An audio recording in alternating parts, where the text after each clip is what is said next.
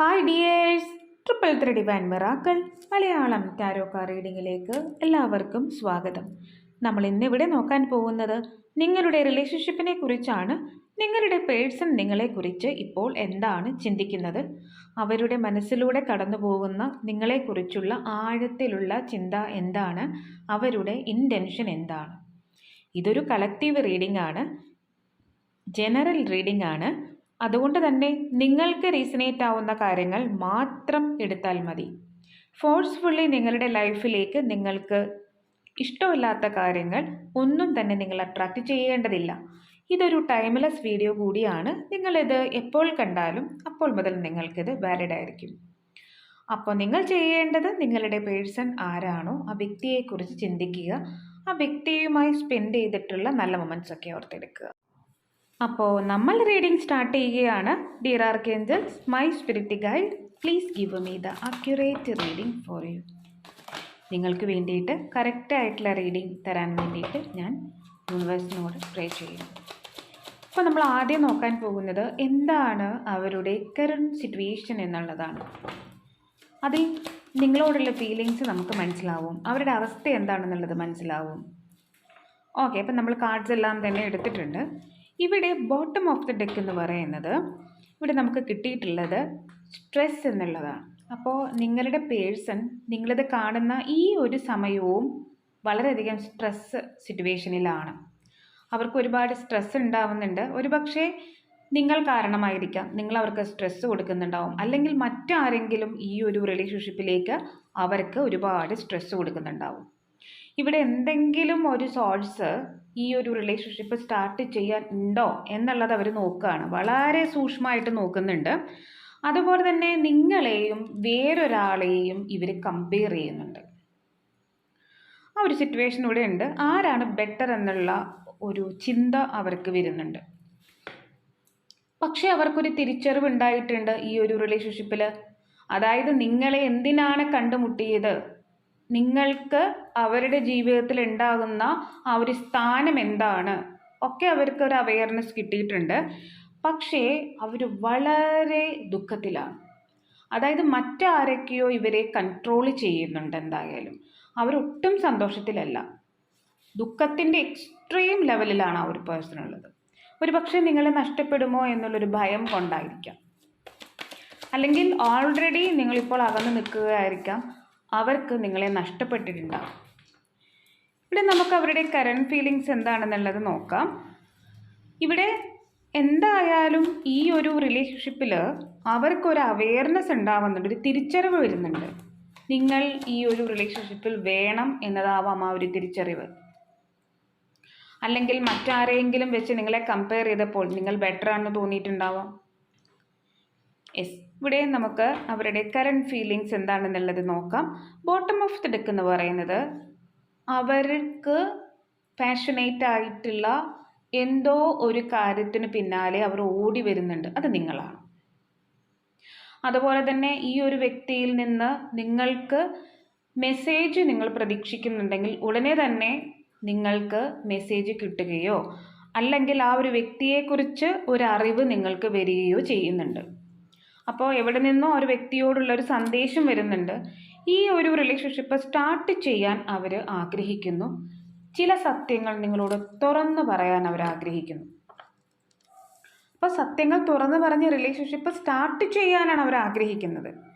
അതുപോലെ തന്നെ 10 of cups എന്ന് പറയുമ്പോൾ അവരുടെ ആഗ്രഹം എന്ന് പറയുന്നത്, അവരുടെ ഫാമിലി എന്ന് പറയുന്നത്, അവരുടെ ഡ്രീം എന്ന് പറയുന്നത് നിങ്ങളാണ്.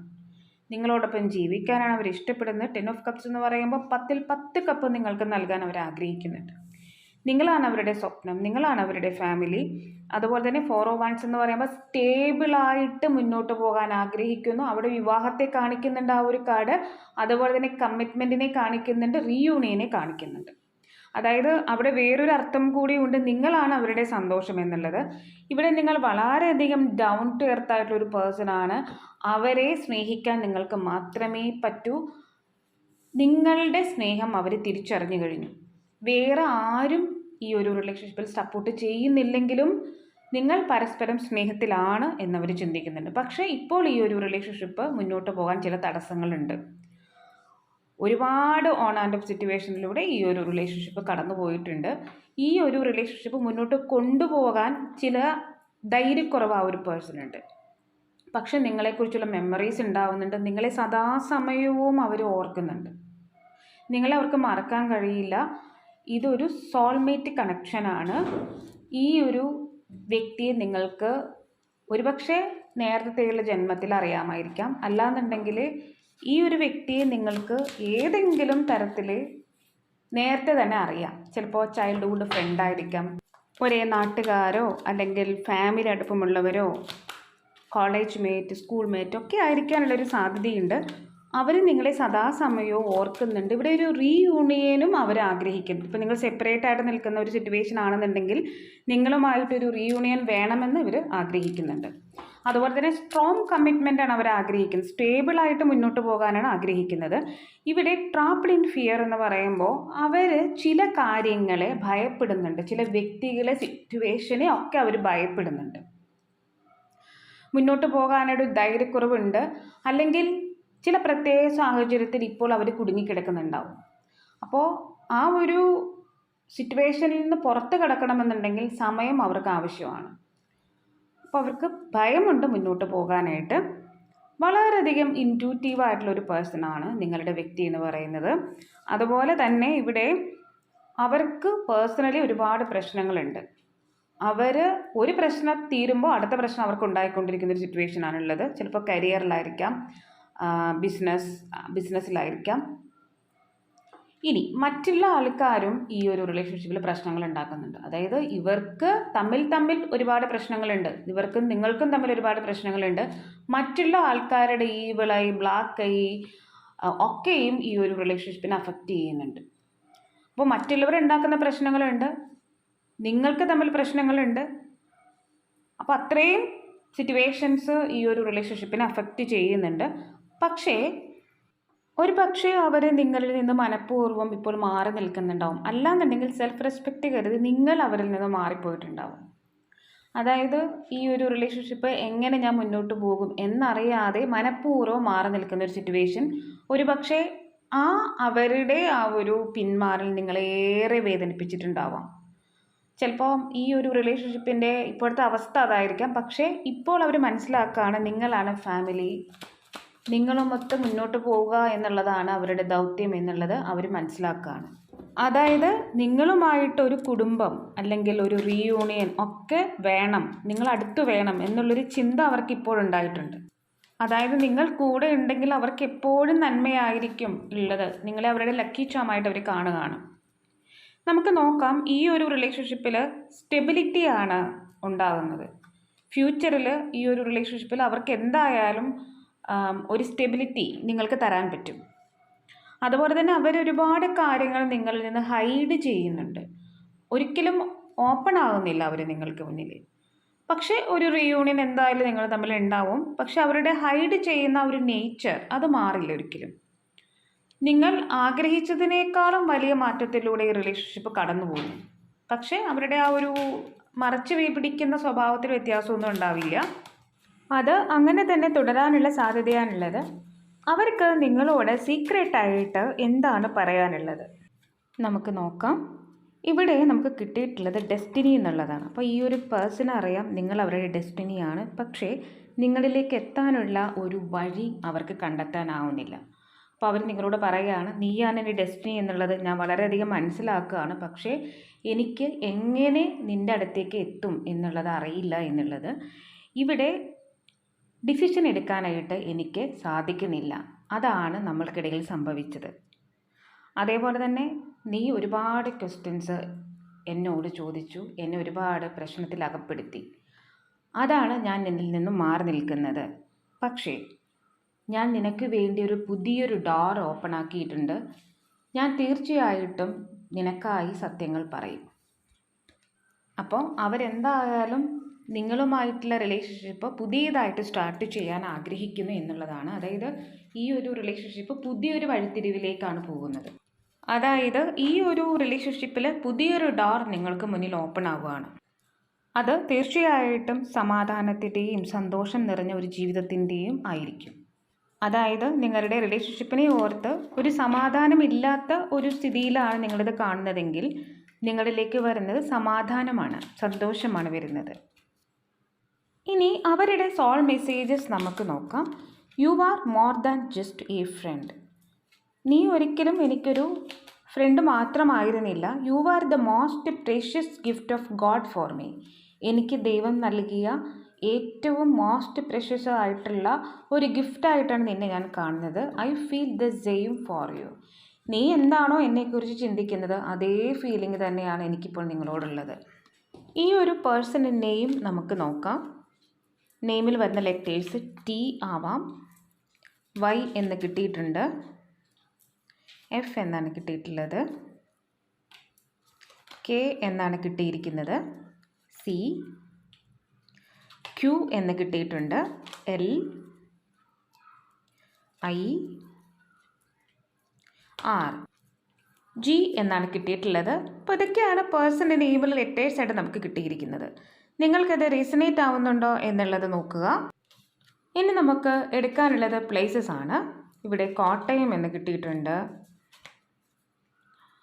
കോഴിക്കോട്, ബാംഗ്ലൂർ, എറണാകുളം, പത്തനംതിട്ട, ചെന്നൈ. അപ്പോൾ ഇതൊക്കെയാണ് പ്ലേസസ് ആയിട്ട് നമുക്ക് കിട്ടിയിട്ടുള്ളത്. ഇനി നമുക്ക് എടുക്കാനുള്ളത് മോർ ക്ലൂ ആണ്. ഇവിടെ 777, 555, 999, 000, ക്യാൻസർ, കാപ്രിക്കോൺ, ഏരീസ്, 16, 15, 19, 18, 27, 38, 42, 13, 24, 22, 8 എന്ന് പറയുന്നൊരു number, slim person, mother, big eyes, beautiful smile, curly hair, finance സംബന്ധിച്ച്, അതായത് അക്കൗണ്ടൻറ്റ്, ക്യാഷിയർ, ഇങ്ങനെയൊക്കെ ജോലി ചെയ്യുന്ന വ്യക്തിയായിരിക്കാം. Fair person, archangel Jophiel, archangel Raphael, father, ഇപ്പോൾ മദർ ഫാദർക്ക് കിട്ടിയിട്ടുണ്ട്, long hair, beard person, business, friends, innocent looking face, black colour. അപ്പോൾ ഇതൊക്കെയാണ് മോർ ക്ലൂ ആയിട്ട് നമുക്ക് കിട്ടിയിരിക്കുന്നത്. നിങ്ങൾക്കത് റെസിനേറ്റ് ആവുന്നുണ്ടോ എന്നുള്ളത് നോക്കുക. ഏഞ്ചൽ മെസ്സേജസ് നമ്മളെ സംബന്ധിച്ചിടത്തോളം വളരെ ഇമ്പോർട്ടൻ്റ് ആണ്. കാരണം നിങ്ങൾക്ക് അതിൽ നിന്ന് ദൈവത്തിൻ്റേതായിട്ടുള്ളൊരു മെസ്സേജ് കിട്ടും. ഇവിടെ നോട്ട് ദ റൈറ്റ് ടൈം, ഇപ്പോൾ റൈറ്റ് ടൈം അല്ല. അപ്പോൾ ഇത് ഒരിക്കലും നിങ്ങൾക്ക് ലഭിക്കില്ലെന്നല്ല, ഇപ്പോൾ കറക്റ്റായിട്ടുള്ള സമയമല്ല, ശരിയായ സമയമല്ല. It's up to you. നിങ്ങൾക്കറിയാം എന്താണ് നിങ്ങളുടെ റിലേഷൻഷിപ്പിൽ സംഭവിക്കുന്നതെന്ന്. നിങ്ങൾ എന്താണ് മാനിഫെസ്റ്റ് ചെയ്യുന്നത് അത് തന്നെയാണ് നിങ്ങളിലേക്ക് വരുന്നത്. നിങ്ങൾക്കറിയാം ഈ ഒരു റിലേഷൻഷിപ്പിനെ കുറിച്ച്.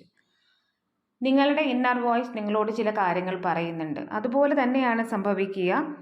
അതുപോലെ തന്നെ ഫർഗീവ്നെസ് എന്ന് പറയുന്ന ഒരു കാർഡും കൂടി കിട്ടിയിട്ടുണ്ട്. അവർ നിങ്ങളുടെ അടുത്ത് ഒരുപാട് തെറ്റുകൾ ചെയ്തിട്ടുണ്ട്. അതിനെല്ലാം തന്നെ നിങ്ങൾ ക്ഷമിച്ചു കൊടുക്കുക, പുറത്തു കൊടുക്കുക. അത് മനസ്സിൽ വച്ചേക്കില്ല. കാരണം നിങ്ങൾക്കും മുന്നോട്ട് പോകാൻ കഴിയില്ല. അവരുടെ അടുത്ത് ക്ഷമ കൊടുത്തിട്ട് വേണം മുന്നോട്ട് പോകാനായിട്ട്.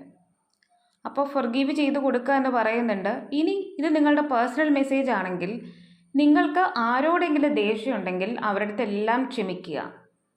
അപ്പോൾ thank you Angel four A good reading and thanks for my cards.